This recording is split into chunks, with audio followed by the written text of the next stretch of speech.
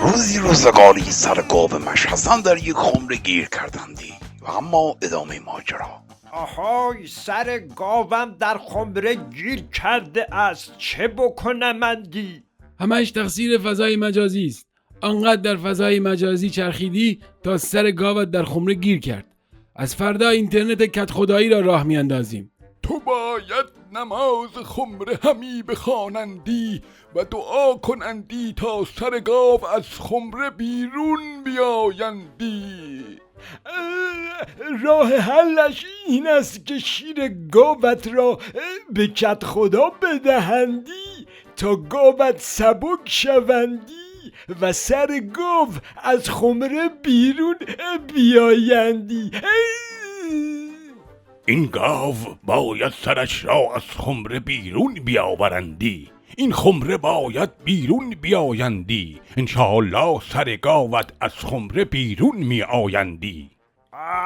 خفه کردید من را. به جای اینکه این همه فک بزنید یه کاری بکنید. برید کنار ببینم چه شده می باشندی. کت خدا جان سر گاوش در خمره گیر کرده است. فکر کنم که کار دشمنان نظام باشد. از قیافه اش معلوم است از عوامل فریب خورده است. خفه. ببین مشحسن، این موضوع مهمی نیست، زیاد بزرگش نکن. قضیه رو همینقدر کج نده. تنها کاری که می شود کرد این است که سر این گاو را همی ببری، وگرنه گاوت خفه می شود، گوشتش هم حرام می شود. تن گاوم را کجا بردید؟ آن تن به درد نمی خورد. جسم ناقصی بود که دادم بچه ها ببرند به خانه خودم. سر گاو که هنوز در خمره می باشندی. آها، الان تنها راهی که باقی میماند این است که خمره را هم بشکنیم. ای داد بیداد، هم گاوم را کشتی هم خمره ام را شکستی. خدا لعنتت کند کت خدا.